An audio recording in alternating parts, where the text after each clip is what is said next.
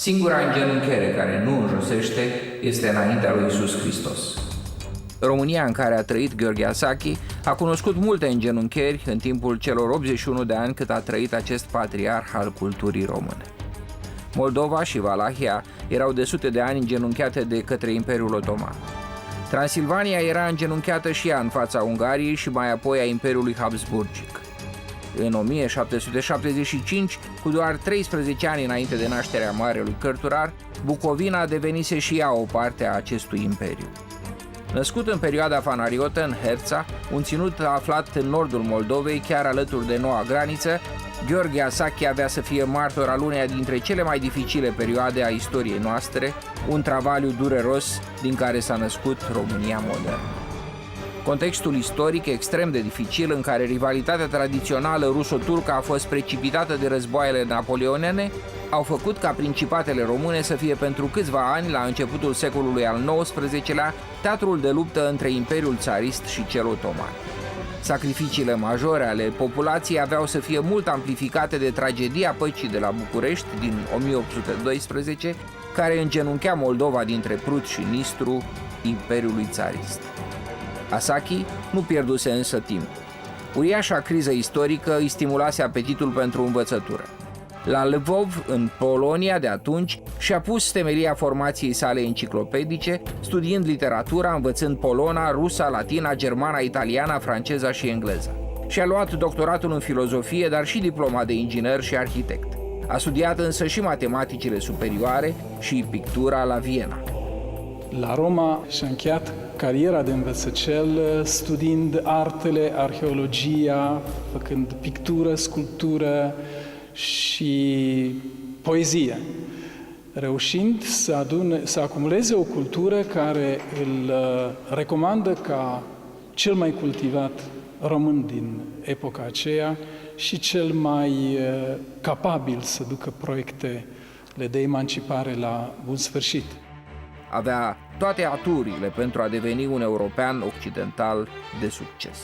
Asachi însă a privit toate aceste realizări doar ca pe o uvertură a operei pe care avea să o realizeze acasă. Chiar în anul fatidic 1812, Asachi a scris un poem care se cheamă La Patrie. O români ai Daciei, ce purtați un mândru semn de origine acum, istoria fie-vă îndemn.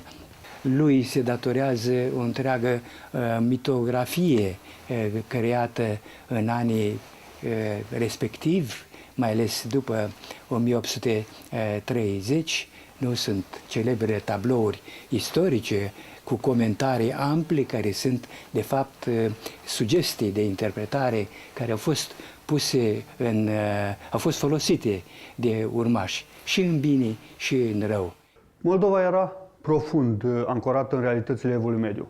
Foarte multe certuri pentru moșii, drumuri, căi de comunicații inexistente. În epocă, era mai ușor să ajungi de la Paris până la Galați decât de la Galați până la Iași. Moldova, pe care a găsit-o la întoarcerea sa acasă exact în 1812, era în multe privințe chiar mai rău decât în Evul Mediu, mai ales în ceea ce privește sărăcia. Instituțiile fundamentale ale societății moderne, școala, biblioteca, ziarul, lipseau sau se aflau într-o răvășire derutantă. În multe biserici se impusese limba neogreacă. Erau multe de făcut în mai toate domeniile culturii. Dintr-o țară relativ înapoiată, o țară în care totul era de făcut practic aproape de la zero, a făcut pentru această țară, a făcut tot ce i-a stat în putință ca România să depășească întârzierea și înapoierea istorică și să se înscrie în constelația lumii moderne. Practic, vreme de o jumătate de veac, Gheorghe Asachi este în centrul tuturor acțiunilor de emancipare culturală și națională a românilor din Moldova. El a încercat o modernizare a Moldovei. Pentru aceasta avea nevoie de ingineri. A înființat o școală de ingineri hotarnici care să facă hărți cadastrale prin care să se curme toate procesele legate de stăpânirea unor moșii, dar și pentru construirea de drumuri și poduri. S-a ocupat de organizarea școlilor din Moldova timp de 40 de ani, având o poziție echivalentă cu cea de ministru al învățământului. În 1835 pune bazele Academiei Mihailene, precursoarea universității, unde s-au format dascăli remarcabili.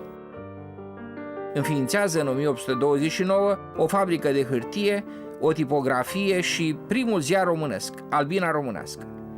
În afară de activitatea sa publicistică, scrie și poezie și proză literară. Devine un animator al vieții culturale și artistice, pictează și inițiază prima școală de arte și meserii. În centrul Parcului Copou se află un monument dedicat regulamentului organic, prima Constituție a țărilor române. Să ne mai mirăm oare că Asachi a lucrat și la proiectul regulamentului și la proiectul monumentului? Cei 4 lei simbolizează cele 4 puteri care s-au aflat în spatele noii ordini europene, iar obeliscul simbolizează proiectul României care se ridică spre cer. Obeliscul lui Asachi a făcut posibil parfumul teiului lui Eminescu. Asachi studiase în mari cetăți ale culturii. Personalitatea sa neobosită a catalizat cultura modernă română, o cultură care nu s-a ridicat pe față împotriva cultului ca în Franța iluministă. E greu de imaginat astăzi ce s-ar fi întâmplat fără aceste eforturi de luminare, mai întâi prin carte, prin școală, apoi prin presă, care trebuia să aducă informația la zi și pe cât posibil să presteze o anumită critică la adresa realităților curente. El s-a ocupat de organizarea seminarului din Socola, la care a învățat și Ion Creangă. Tot el a fost cel care a înființat la Iași primul teatru, dar a trebuit apoi să-i și scrie repertoriul, mai ales drame istorice. Iașul nu avusese filarmonic. Tot Asachi a înființat și prima orchestră filarmonică.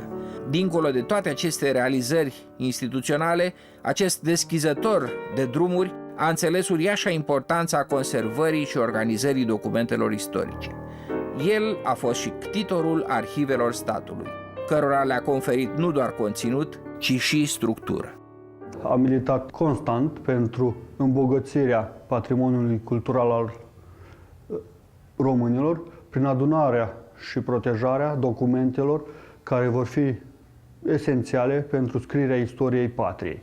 Pentru aceasta a cerut în nenumărate rânduri dotarea arhivelor cu un sediu adecvat, așa încât documentele să nu fie distruse. Documentele erau ordonate cronologic și conțineau numărul criteriului, numărul de inventar, rezumatul lor și numărul filelor. Fiecare document era paginat și posleduit pentru a nu fi sustrase documente din interiorul dosarului. Cel de-al doilea sistem arhivistic, conceput de către Gheorghe Asachi pe transporte și opise, a fost atât de bine conceput încât a fost adoptat și de Arhivele Naționale din Franța în anii 1970. Această vocație de ctitor instituțional, de ctitor de proiecte, este aproape fără egal în istoria noastră modernă.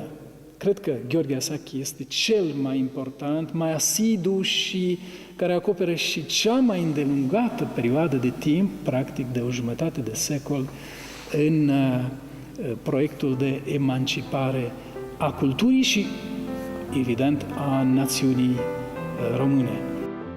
Gheorghe Asachi nu și-a propus să plece în veșnicie odihnit. Își odihnește oasele până la învierea de obște în micul cimitir al Bisericii Sfinții Voievozi din dealul Copoului din Iași, nu departe de ctitoriile sale instituționale. A văzut și a trăit multe îngenuncheri în neobosita sa alergare, care a continuat până în 1869. El însuși a îngenunchiat încă din tinerețe în fața masoneriei. Din păcate, îngenuncherile României au continuat și după moartea sa. În 1940, însăși Herța, localitatea sa de origine, a fost și ea îngenunchiată sub pactul Molotov-Ribbentrop. Dincolo de toate instituțiile moderne cărora le-a fost naș, marea sa moștenire lăsată poporului român rămâne descoperirea pe care a făcut-o înaintea morții sale, speranță pentru individ și speranță pentru națiune. Singura îngenunchiere care nu înjosește este înaintea lui Iisus Hristos.